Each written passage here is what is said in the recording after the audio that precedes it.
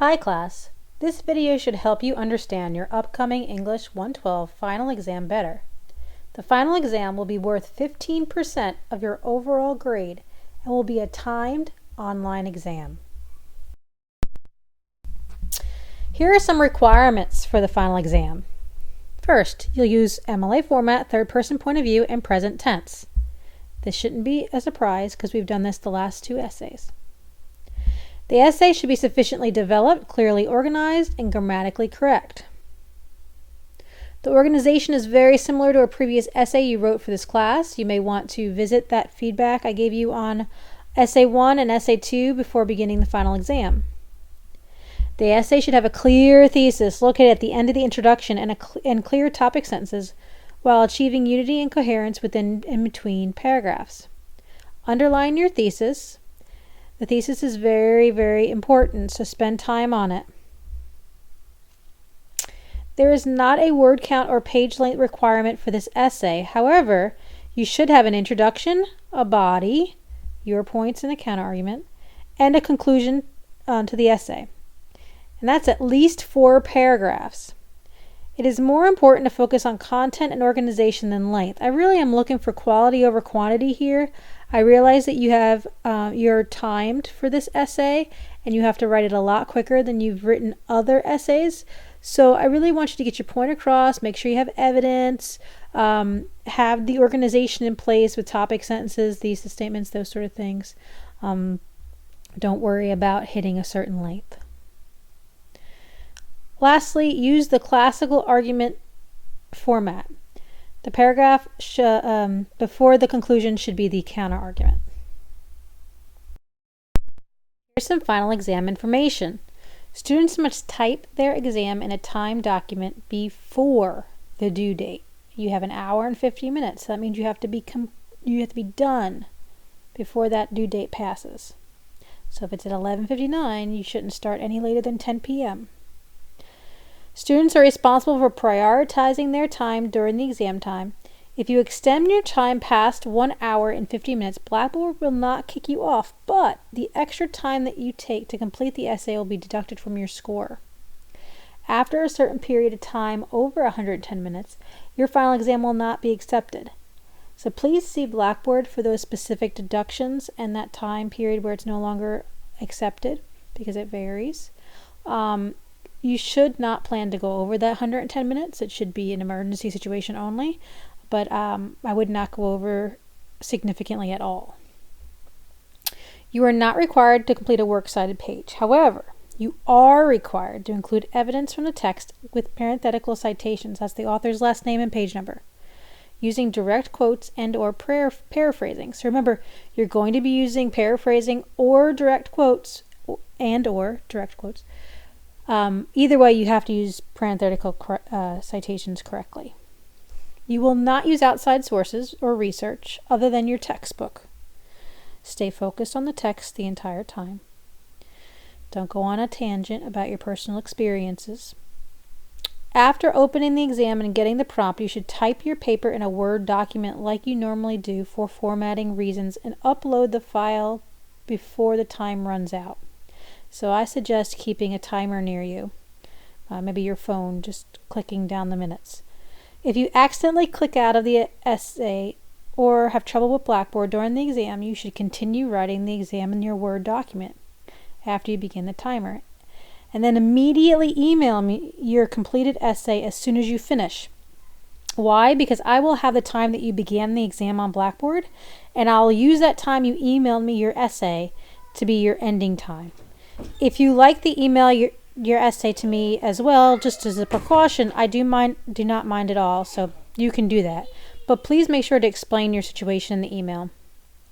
Make sure that you attach your file and that your file is one that is accepted by SafeAssign like Microsoft Word. So for your final exam, there are just some warnings just to make sure that you don't make these mistakes, okay? So be careful to check to make sure that you press submit. Sounds easy, but when you're rushing and you have a couple minutes left, don't just exit out. So press, upload your essay and press submit. Do not go over the 110 minutes again. The deductions will be significant, and there is a time period where I will no longer accept it if you go over a good amount. Check Blackboard for those amounts. Make sure that you attach the correct file before submitting the essay. Do not submit a blank final exam or one that I cannot open. That happens every once in a while where somebody will, you'll press submit, but you didn't actually upload an essay. So that's a problem, obviously. I have to grade what I have. So if I don't have anything, I can't grade it, right? So, and make sure it's, Microsoft Word. It's not in a format that I can't open. You can always check my grades to make sure that your submission went through. You probably will not get the normal confirmation emails that you get in other submission forms just because it's in a final exam format. But you can see an exclamation point under the final exam column under my grades. This will prove that you submitted something. It does not prove that you actually attached the file, however, so be aware of that. So just make sure you attach that file. It just means that you did press submit. Unfortunately, time extensions cannot be granted if you do not complete the bullet points above. So that's why I do suggest that if you feel like you did something wrong or you just want to double check, you can always send me the final exam and an attachment on the email right after you complete it, just to kind of have a backup. So what are you writing about? Well, you're not going to actually get a specific or confirmed prompt until you begin that timer. But you do know that the exam is going to relate to the essays and readings from the textbook that you've recently read for this class. Since I change the readings each semester, please refer to Blackboard for that information. So to prepare for the exam before starting the timer, you should read and annotate these essays and readings and underline important quotes. Something that I like to do is after each page in a sentence, I just kind of write what that page was about. I definitely underline quotes that stand out to me. A thesis statement, if I find one, I would underline it. So anything that really just stands out to you that you might want to use in your final exam, underline it, put a sticky note, highlight it, whatever. So other information. So please check for the due date on Blackboard. It's going to be written all over.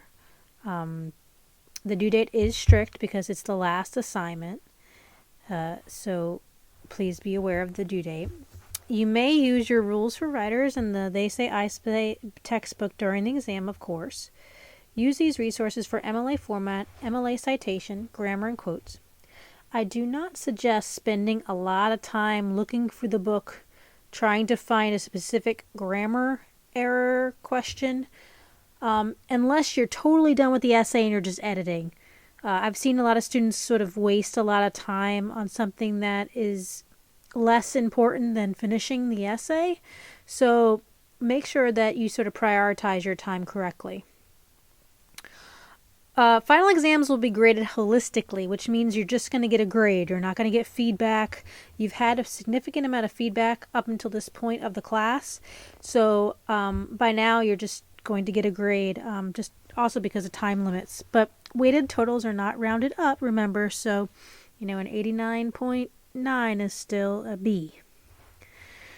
Make sure to leave some time to read over and revise your paper. That's important. You want to make sure everything's in the right place. Check your topic sentences, thesis, all that. And then, you can look up, if you have a lot of time left over, you can look up some grammar stuff or whatever you need to look up in the books.